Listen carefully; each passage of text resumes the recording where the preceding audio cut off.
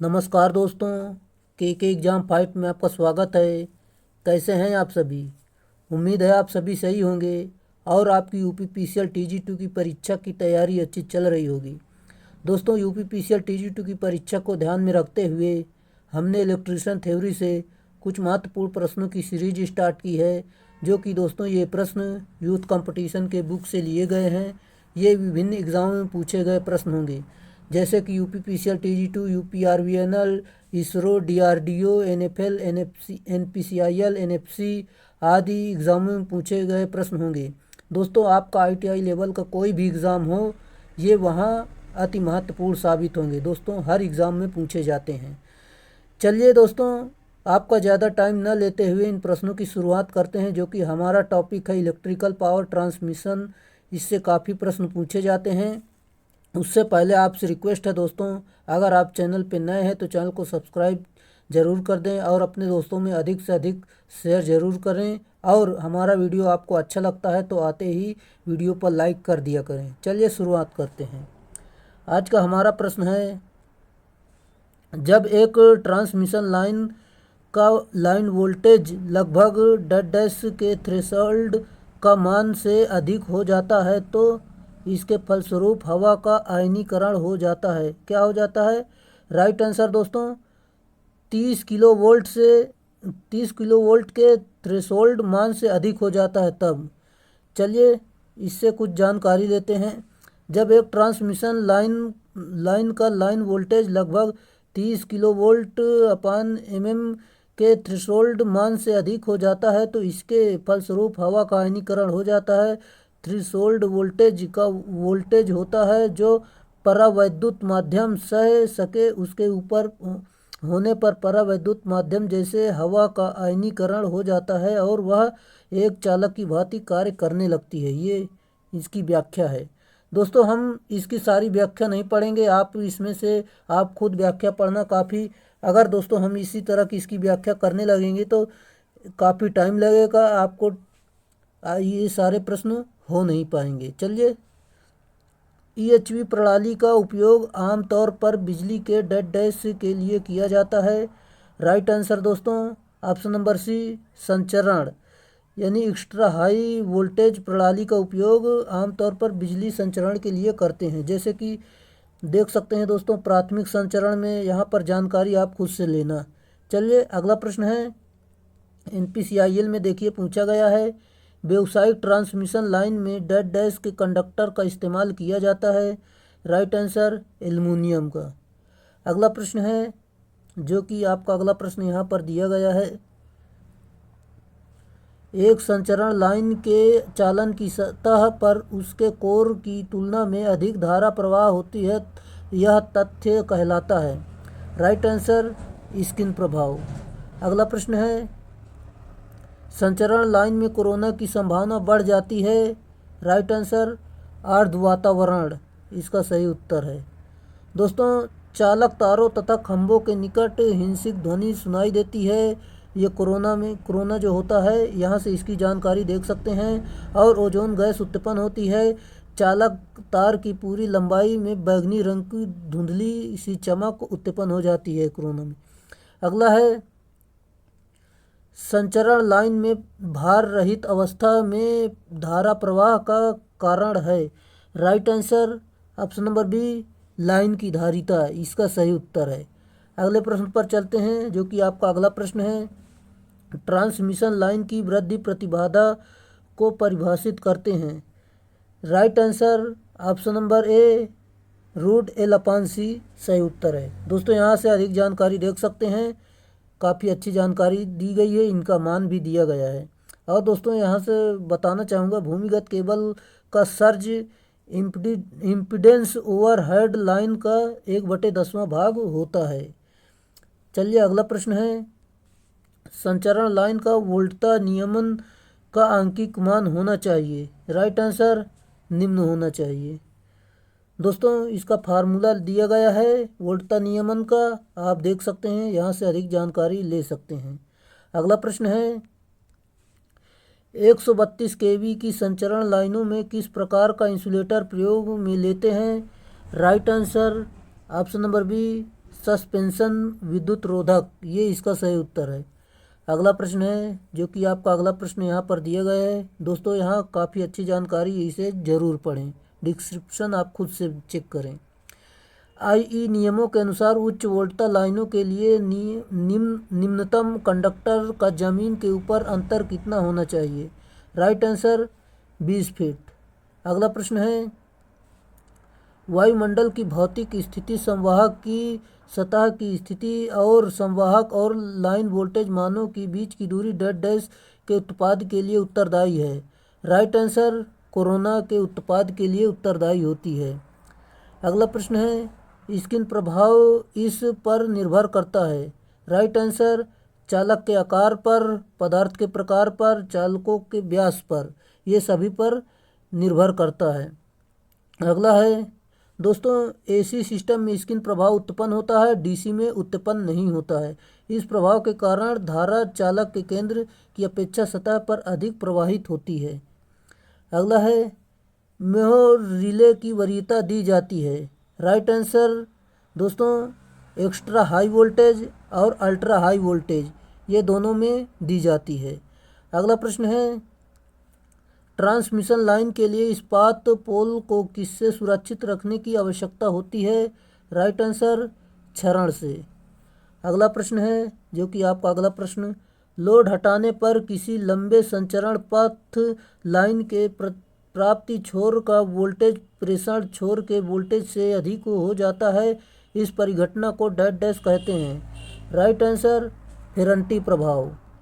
अगला प्रश्न है भार में घरेलू प्रयोजन के लिए प्रयुक्त 3 फेज एसी आपूर्ति की आवृत्ति डैश डैश है? राइट आंसर 50 हर्ट्ज, जो कि दोस्तों घरेलू यानी भारत में 50 हर्ट्ज ही प्रयोग की जाती है, जबकि विदेशों में दोस्तों काफ़ी ज़्यादा जो कि 60 की जाती है। एसी की अपेक्षा डीसी का मुख्य फायदा है? राइट आंसर संचयन सरल होता है। और दोस्तों यहाँ इसके जो एसी डीसी के मुख्य लाभ हैं वो दिए गए हैं, जैसे कि लाइन लंबाई की कोई सीमा नहीं होती है। एसी की अपेक्षा डीसी में जो मुख्य लाभ होते हैं वो दिए गए हैं। स्टेबिलिटी समस्या नहीं होती है, 1x ड्रॉप नहीं होता है जिससे रेगुलेशन अच्छा होता है, फेरंटी प्रभाव नहीं होता है, कोरोना हानि कम होती है और रिएक्टिव हानि नहीं होता है। ये सभी इसके गुण हैं। अगला प्रश्न है साधारण पोल 11 kV लगे सिरोपरि चालक के ग्रहण पर कौन से प्रकार के लिए विद्युत रोधी का प्रयोग होता है? राइट आंसर दोस्तों option number B pin type insulator इसका सही उत्तर है। चलिए दोस्तों अगले प्रश्न पर चलते हैं। दोस्तों अगले प्रश्न जाने से पहले आपसे रिक्वेस्ट है, अगर आप चैनल पर नए हैं तो चैनल को सब्सक्राइब जरूर कर लें और अपने दोस्तों में शेयर जरूर करें। अगर हमारा वीडियो आपको अच्छा लग रहा है तो लाइक ज़रूर कर दें। चलिए आपका अगला प्रश्न है उच्च वोल्टेज के ट्रांसमिशन में निम्नलिखित में से क्या प्रयुक्त किया जाता है 33 किलो वोल्ट के ऊपर जो है? राइट आंसर दोस्तों सस्पेंशन टाइप इंसुलेटर का प्रयोग करते हैं। जबकि दोस्तों यहाँ पर मैं आपको बता दूं 33 किलो वोल्टेज तक पिन टाइप इंसुलेटर का प्रयोग किया जाता है, जबकि लाइन के अंतिम सिरे यानी इंड पॉइंट अथवा नदी नालों क्रॉसिंग को पार करते समय स्ट्रेन टाइप इंसुलेटर का प्रयोग किया जाता है। अगला प्रश्न ओवरहेड कंडक्टर के कारण पोल को खिंचाव से बचाने के लिए प्रयुक्त विपरीत दिशा में किया जाने वाले वायर को क्या कहते हैं? Right answer stay wire. अगला प्रश्न है दोस्तों यहाँ पर फिगर बना हुआ है, यहाँ समझ लीजिए आप। अगला है एक ओवरहेड लाइन में इंसुलेटर उपयोग करने का उद्देश्य लाइव कंडक्टर को पकड़े रखना, क्या इसका उत्तर हो जाएगा? राइट आंसर दोस्तों ऑप्शन नंबर ए कंडक्टर से पोल तक करंट के रिसाव को रोकने के लिए, ये इसका सही उत्तर है। दोस्तों जो ओवरहेड लाइनों में मुख्यतः प्रयुक्त होने वाले इंसुलेटर होते हैं जैसे कि pin type, suspension type, strain type, cycle type, ये सभी होते हैं। अगला प्रश्न है विद्युत ऊर्जा प्रदान करने का प्रभाव तरीका वोल्टेज स्थिरता, उच्च शक्ति गुणक और कम संचरण ह्रास को बनाए रखने के लिए फैक्ट्स और एसवीसी जैसी प्रौद्योगिकियों को उपयोग करता है। सेट 1 के निम्नलिखित, दोस्तों इसका फार्मूला बताना है आपको। चलिए, निम्नलिखित संक्षेपाक्षरों का सेट 2 के साथ मिलान करें। दोस्तों इसी इतनी सारी रामायण लिखी है, इसका मतलब ये है कि इससे इसका मिलान करना है, कौन सा सही है। चलिए देखते हैं। फैक्ट्स, फैक्ट्स का फार्मूला क्या हो, मतलब इसका फुल फॉर्म क्या होता है? फ्लेक्सिबल एसी ट्रांसमिशन सिस्टम, ये इसका सही है। अगला है एसवीसी। एसवीसी का जो होता है दोस्तों, इसमें स्टैटिक वोल्टेज कॉम्पेंसेशन, इसका सही है। चलिए, आपका सही उत्तर जो हो जाएगा ऑप्शन नंबर डी, फर्स्ट का ए, दूसरा का डी सही उत्तर होगा। अगला प्रश्न है, एक ट्रांसमिशन लाइन की दक्षता है। राइट आंसर दोस्तों option number A, load power factor में वृद्धि के साथ बढ़ती है, ये इसका सही उत्तर है। अगला प्रश्न है, आपका अगला प्रश्न यहाँ पर दिया गया है। दोस्तों यहाँ पर अधिक जानकारी खुद से देख सकते हैं। कोरोना प्रभाव को डेड डैश द्वारा कम किया जा सकता है। राइट आंसर, कंडक्टर्स के बीच समुचित अंतराल। अगला प्रश्न, आप कोरोना प्रभाव को कैसे कम कर सकते हैं? राइट आंसर, कंडक्टर और एसीएसआर कंडक्टर के प्रयोग के बीच उचित अंतराल करके, ये इसका सही उत्तर है। दोस्तों कोरोना आप जानते हैं, अगर कोई कोरोना बीमारी वाला कोरोना तो नहीं समझ रहा है, कोरोना लाइट में एक होता है जो कि कई परिभाषाएं निकल गई हैं, आप वहां से देख सकते हैं। चलिए देख लीजिए यहाँ पर कोरोना प्रभाव कम करने के लिए बंडल कंडक्टर का प्रयोग किया जाता है। और दोस्तों हलो कंडक्टर का प्रयोग से कोरोना प्रभाव को कम किया जाता है। चलिए अगला है, एक सिरोपरि लाइन प्रणाली में त्रुटि की घटना का प्रतिशत क्या है? सही उत्तर है 30 से 40%। सिरोपरि लाइन में दोस्तों यहाँ पर देख सकते हैं यांत्रिक उपस्कर और कुल प्रतिशत प्रदोष। सिरोपरि लाइन में कितना होता है प्रतिशत? 50, भूमिगत केबल में 10, यंत्रावली में 15%, प्रत्यावर्ती जनरेटर धारा जनरेटर करंट जनरेटर में 5, शक्ति परिणामित्र में 7, उपयंत्र परिणामित्र में 2, नियंत्रण उपस्कर में 3, विविध में जो होता है 8 होता है। अगले प्रश्न पर चलते हैं, जो कि आपका अगला प्रश्न दिया गया है। दिए गए विकल्पों में से कौन सा कोरोना का गुण नहीं है? राइट आंसर, अपश्रव्य, ये इसका सही उत्तर है। अगला प्रश्न है, कोरोना हानि डेड डैश पर निर्भर नहीं करती है। सही उत्तर है कंडक्टर पदार्थ पर, ये इसका सही उत्तर है। चलिए कुछ पॉइंट देख लेते हैं। अर्थात कोरोना में ओजोन गैस निकलती है, कोरोना में पावर लॉस होता है, आवृत्ति बढ़ाने में कोरोना लॉस बढ़ जाता है, कोरोना पदार्थ की दक्षता, स्वच्छता और मौसम की स्थिति पर निर्भर करती है, और जबकि कंडक्टर पदार्थ यानी कंडक्टर मटेरियल पर निर्भर नहीं करता है। अगला है, आपका अगला प्रश्न दिया गया है, जो कि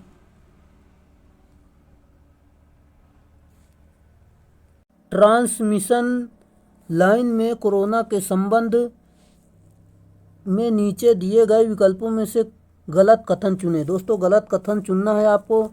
क्या दोस्तों, पहले से चेक करते हैं।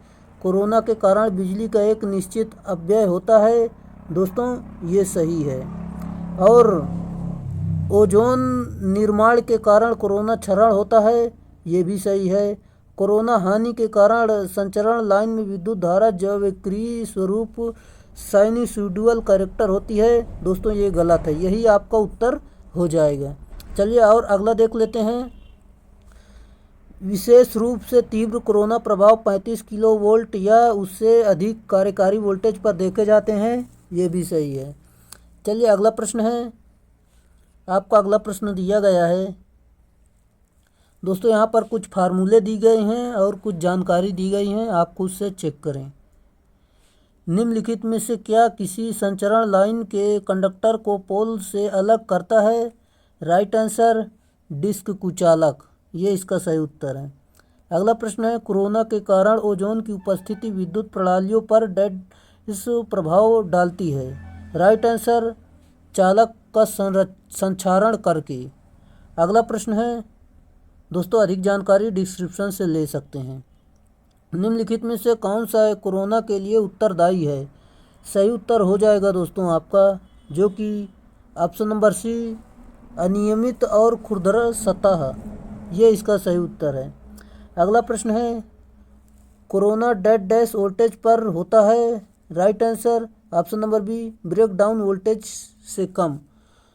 दोस्तों आपकी परीक्षाएं काफ़ी नज़दीक हैं, इसीलिए आप तैयारी करना शुरू कर दें। अभी तक आपने नहीं किया है तो अगर थोड़ा बहुत कर रहे तो आप तेज़ी कर दें, कम से कम 10 से 12 घंटे ज़रूर पढ़ें ताकि आपका तैयारी अच्छी से हो सके। क्योंकि दोस्तों जो अच्छे से तैयारी करेगा सिलेक्शन वही का होगा। यूपीपीसीएल देखो दोस्तों काफ़ी अच्छा विभाग है, काफ़ी अच्छी इसमें सैलरी है। और दोस्तों अगर आप रेगुलरिटी से तैयारी करते हैं तो आपका कहीं ना कहीं सिलेक्शन हो ही जाएगा। यूपीपीसीएल ना सही तो डीआरडीओ में है दोस्तों, और कई सारी वैकेंसियां सेल में आ गई हैं, आप वहां फॉर्म ज़रूर अप्लाई करें। बहुत सारी वैकेंसियां दोस्तों निकल कर आई हैं, और रेलवे में दोस्तों वैकेंसियां निकल कर आने वाली हैं, जो कि दोस्तों रेलवे में सबसे बड़ी भर्ती होती है एलपी टेक्नीशियन की, जो कि ड्राइवर की पोस्ट होती है, और कुछ टेक्नीशियन की पोस्ट होती है आईटीआई लेवल के लिए। वहाँ काफ़ी महत्वपूर्ण पोस्ट होती है, जो कि दोस्तों वहाँ आईटीआई के बंदे लोग जा सकते हैं। वो आईटीआई के अलावा वहाँ पर कोई अप्लाई नहीं कर सकता एएलपी में नहीं। दोस्तों इसी तरह अगर आप तैयारी करते रहेंगे तो आपका कहीं ना कहीं सिलेक्शन निश्चित हो जाएगा। चलिए खैर, आप समझदार हो ही हैं। अगर आपको मेरी बात तनिक भी अच्छी लगती है तो आप तैयारी करना शुरू कर दें, क्योंकि दोस्तों ये तुम्हारे भविष्य का सवाल है। चलिए शुरुआत करते हैं अगले प्रश्न पर। कोरोना डेड डैश वोल्टेज पर होता है? राइट आंसर ब्रेकडाउन वोल्टेज से कम, ये इसका सही उत्तर है। अगला प्रश्न है, यदि दो कंडक्टर यानी संवाहक के बीच की दूरी कम है तो कंडक्टर की सतह पर स्थिर विद्युत स्थैतिक दबाव को ज़्यादा करने के परिणाम स्वरूप dead dash right answer corona बनता है। अगला प्रश्न है, ट्रांसमिशन लाइन के अंत में इसकी उत्तेजना को बदल कर वोल्टेज को नियंत्रित करने के लिए निम्नलिखित में से किस मोटर का उपयोग किया जाता है? सही उत्तर सिंक्रोनस मोटर। अगला प्रश्न है, जो कि आपका अगला प्रश्न दिया गया है, लाइन सपोर्ट के माध्यम से लाइन कंडक्टर के अर्थ तक करंट लीकेज को रोकने के लिए क्या उपाय किए जाने चाहिए? सही उत्तर हेडलाइनों में अवरोधी प्रदान करें, ये इसका सही उत्तर है। दोस्तों और जानकारी आप खुद से देख सकते हैं। अगला प्रश्न है, विश्व मौसम में कोरोना ज़्यादातर घटित होता है? किस मौसम में कोरोना ज़्यादातर घटित होता है? राइट आंसर दोस्तों उमस वाला मौसम। चलिए दोस्तों इसका मतलब आप समझते ही होंगे। संचरण लाइन के चालकों के बीच लाइन वोल्टता के बढ़ाने से कोरोना बढ़ता है और वोल्टता के घटाने से कोरोना घटता है, जो कि कोरोना प्रोपोर्शनल वोल्टेज होता है। और संचरण लाइन के चालकों के बीच की दूरी बढ़ाने से कोरोना कम हो जाता है और दूरी कम करने से कोरोना बढ़ जाता है। कोरोना प्रोपोर्शनल 1/, चालकों के बीच की दूरी होती है। पतले चालक में कोरोना का मान अधिक तथा मोटे चालक में कोरोना का मान कम होता है। अगला प्रश्न है, यदि आप निर्वाहक के आकार में वृद्धि करते हैं तो वोल्टेज जिस पर कोरोना होता है बढ़ जाता है, फिर dead dash right answer corona का प्रभाव कम हो जाता है। अगला प्रश्न है, प्राथमिक संचरण में विद्युत आपूर्ति लोड सेंटर तक किसके द्वारा ट्रांसमिट की जाती है? सही उत्तर है ऑप्शन नंबर सी, जो कि 3 फेज 3 वायर, ये इसका सही उत्तर है। और दोस्तों अधिक जानकारी डिस्क्रिप्शन से देख सकते हैं। यदि ट्रांसमिशन लाइन में 6 कंडक्टर्स प्रयुक्त किए जाते हैं तो उसे क्या कहा जाता है? सही उत्तर है डबल सर्किट लाइन कहते हैं। अगला प्रश्न, जो कि आपका अगला प्रश्न दिया गया है, पावर ट्रांसमिशन लाइन की पावर ट्रांसपोजिशन व्यवस्था में क्या मदद मिलती है? सही उत्तर है थ्री फेजों के बीच इलेक्ट्रोस्टैटिक असंतुलित वोल्टेज को कम करने में। अगला प्रश्न है, जो कि आपका अगला प्रश्न दिया गया है, ट्रांसमिशन लाइन में निम्न में से कौन सा सुरक्षा उपकरण प्रयुक्त किया जाता है? सही उत्तर है option number B, lighting arrester. ये इसका सही उत्तर है। दोस्तों, अगर आप इसकी पीडीएफ डाउनलोड करना चाहते हैं तो आप मेरे टेलीग्राम चैनल के एग्ज़ाम फाइट पीडीएफ चैनल पर चले जाना, वहां पर इसकी पीडीएफ मिल जाएगी। दोस्तों, हमने कई सारी पीडीएफ अपलोड कर दी हैं, आप उन्हें डाउनलोड कर ज़रूर पढ़ें, जैसे कि DC generator, DC motor, single phase induction motor, three phase induction motor, illumination, काफ़ी सारी वहां पर पीडीएफ अपलोड हैं, वहां से आप पढ़ सकते हैं। चलिए, आपका अगला प्रश्न है, जब ओवरहेड ट्रांसमिशन लाइन की लंबाई 150 किलोमीटर से अधिक है तो लाइन वोल्टेज 100 किलोवोल्ट से अधिक है, तो इसे किस रूप में माना जाता है? Right answer option number B, long transmission lines, लंबी ट्रांसमिशन लाइन के रूप में जानते हैं। दोस्तों, यहाँ पर कुछ इम्पोर्टेंट फैक्ट है, आप यहाँ पर देख लें, जैसे कि छोटी ट्रांसमिशन लाइन में 50 किलोवोल्ट तक जो होता है 80 किलोमीटर तक, और जो मध्यम ट्रांसमिशन लाइन होती है 100 किलोवोल्ट तक 150 किलोमीटर तक इसे यूज कर सकते हैं। लंबी ट्रांसमिशन लाइन में 100 किलोवोल्ट से अधिक और 150 किलोमीटर से अधिक इसमें दूरी होती है। अगला प्रश्न है, जो कि आपका अगला प्रश्न दिया गया है, नियंत्रण कैबिनेट में प्रयुक्त की जाने वाली एल्युमिनियम बस बार रेगुलेटर क्रॉस सेक्शन होनी चाहिए जिसका करंट घनत्व इनमें से अधिक ना हो। Right answer 800। अगला प्रश्न है, जो कि आपका अगला प्रश्न दिया गया है। दोस्तों, यहाँ पर जानकारी दी गई हैं, आप यहाँ पर देख सकते हैं। अगला प्रश्न है, एक ओवरहेड ट्रांसमिशन लाइन का स्पैन 200 मीटर है, लाइन कंडक्टर का भार प्रति मीटर 0.7 किलोग्राम है। यदि अधिकतम स्वीकार तनाव 1400 किलोग्राम है तो अधिकतम सैग कितना होगा? दोस्तों, इसमें दिया गया है, गौर करें कि दोनों सिरों पर ट्रांसमिशन लाइन एक ही स्तर पर बनी हो। इसको ध्यान में रखते हुए आपको उत्तर निकालना है। दोस्तों, आप इसे हल करेंगे तो आपको जो उत्तर निकल कर आएगा 2.5 मीटर सही उत्तर निकल कर आएगा। दोस्तों, इस फार्मूले पर रख देना और इसका उत्तर आप निकाल लेना। चलिए, अगले प्रश्न पर चलते हैं। आपका अगला प्रश्न दिया गया है, ओवरहेड इंसुलेटर के लिए आमतौर पर प्रयुक्त की जाने वाली सामग्री कौन सी है? सही उत्तर है पोर्सलिन। दोस्तों, यहाँ पर कुछ पॉइंट दिए गए हैं, जैसे कि यांत्रिक सामर्थ्य उच्च होना चाहिए, परावैद्युत सामर्थ्य उच्च होना चाहिए, विद्युत रोधन प्रतिरोध उच्च होना चाहिए, छिद्र रहित होना चाहिए और नमी तथा वायुमंडलीय गैसों में अभेद होना चाहिए। ये सारे पॉइंट हैं, आप इन्हें ध्यान जरूर रखें। अगला प्रश्न है, पूरी तरह से समावृत किए गए राइजिंग मेंस एल्युमिनियम बस बार के साथ जुड़े हुए कंडक्टेड होते हैं ताकि ऊर्ध्वाधर रन कर सकें। उच्च वोल्टेज परीक्षण के दौरान प्रत्येक फेज और न्यूट्रल तटस्थ के बीच लागू संभावित अंतर का मूल्य क्या होता है? दोस्तों, इसका जो सही उत्तर हो जाएगा, यहाँ पर आप सही उत्तर देख सकते हैं। चलिए, ऑप्शन नंबर बी 2.5 केवी 1 मिनट के लिए इसका सही उत्तर है, और अधिक जानकारी डिस्क्रिप्शन से देख सकते हैं। फीडर साइज मुख्य रूप से किस पर आधारित होता है? सही उत्तर लोड करंट पर।